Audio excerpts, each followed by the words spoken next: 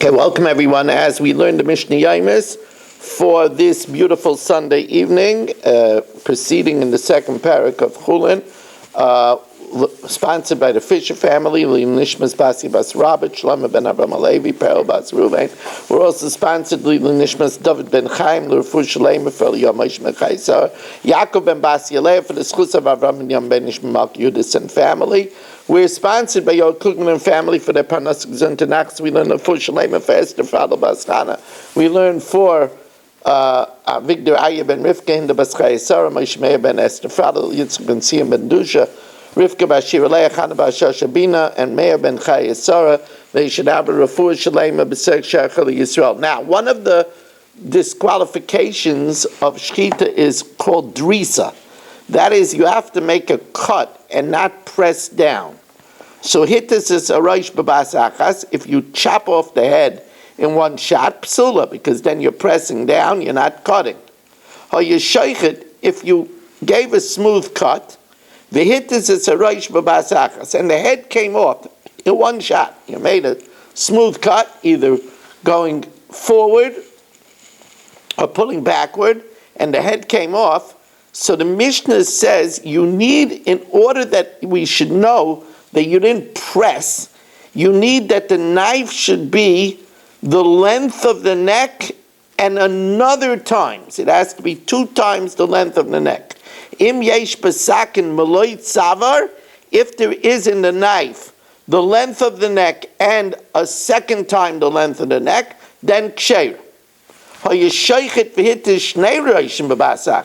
If you were cutting 2 heads and you made a swipe and both heads came off, there it's enough if you have the length of 3 necks. If you have the length of 3 necks, ksher.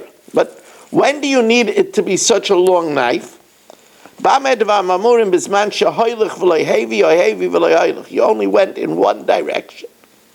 But if you went forward and back, afilu koshu, even a little bit, then it could come off even if you didn't have such a long knife. Afilu b'izemel, even if it's a scalpel. Now, usually an izemel is the knife used for mila, and that's why izemel is aleph zayin mo. On the 8th day you circumcise. Even if it's as small as the scalpel used for mila, ksher. Nafla sakin v'shachata. If the knife fell out of your hand, and even if it gave a kosher cut, afal pi sheshachta kedarka psula, because it has to be done with a koyach of a gavra, shenema v'zavachta v'yachalta. You slaughter and you eat it. And we darshan masha ata zavech, what you slaughter ata oichel. But if it's not with a koyach gavra, it's not kosher. Nafla sakin. Now we're going to learn another disqualification. This disqualification is called shehiyah. If there is an interruption in the shechita, the time it takes to do the shechita, if there's a pause, or the time, according to Amad Yom, the time it takes to check the sakin that it doesn't have a pegima, a nick in it, then the shechita is going to be puzzled. Like it says, nafla sakin. If while you were doing the shechita, the knife fell, via, and you picked it up and you finished it. Or naflu kelav, your pants fell off. Vigvian, and in the middle of the shechita, you picked them up. Or hishchis says a sakin, you sharpened the knife, often you got tired and you paused. Or b'chaveiroi v'shachat, and your friend came and finished the shechita. You sharpened the knife, you got tired, and your friend came and finished it off. Im shah kedei shechita, if the pause was the time it takes to do the shechita, psula. Reb Shimon says even a smaller pause. Im shah kedei biker, if there was a pause, the time it takes to check the knife for a pegima, then it would be a pasul shechita. Now, shachar es aveshit, if you shechted the food pipe, upasak es agageres, and then you tore out the windpipe. Now, of course, that's no good because you have to cut them both.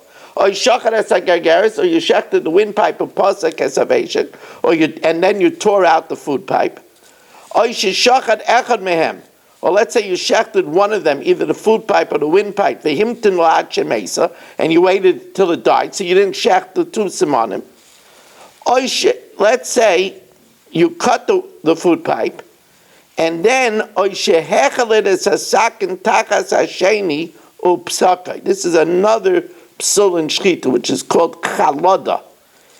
If you shechted the food pipe properly, then you burrowed the knife under the windpipe and cut it from the underside. That's no good. That's called chalada. Chalada is from a lashon of chulda, a weasel, because a weasel hides. It burrows itself in the ground. If you burrow the knife and then you cut it, Rabbi Shevav says in all these cases it's an avela. It's a shchita psula, it's an avela, and it's metama like an avela. Rabbi Kiva says no, these actions render it a treifa. When you do the shchita on a treifa, let's say an animal has a perforated membrane of the brain, and you do a shchita, it's just not kosher, it's treifa, but the tumah goes off. So Rabbi Kiva says it's a treifa. However, Klal Amar Rabbi Yeshev says the principle is as follows: Mishum Rabbi Shua, Kol shenifshala b'shchitasa, if it was disqualified in the course of the shchita, like the aforementioned cases, nevela. Kol shechitasa karai, if the shchita was proper, v'davar acher garum lalipasul, and something else caused it to be puzzle, like it had a perforated membrane of the brain, that's a treifa and it's not matame. V'hoidolai Rabbi Akiva, and Rabbi Akiva subsequently admitted to Rabbi Yesheva that he's right, that in these cases it would be a nevela. We want to really thank you for joining us again for a hard piece of Gemara. We want to say that if you would like to sponsor one of the shiurim, 718-916-3100, rmmwsi@aol.com. Thank you for joining us and have a wonderful evening.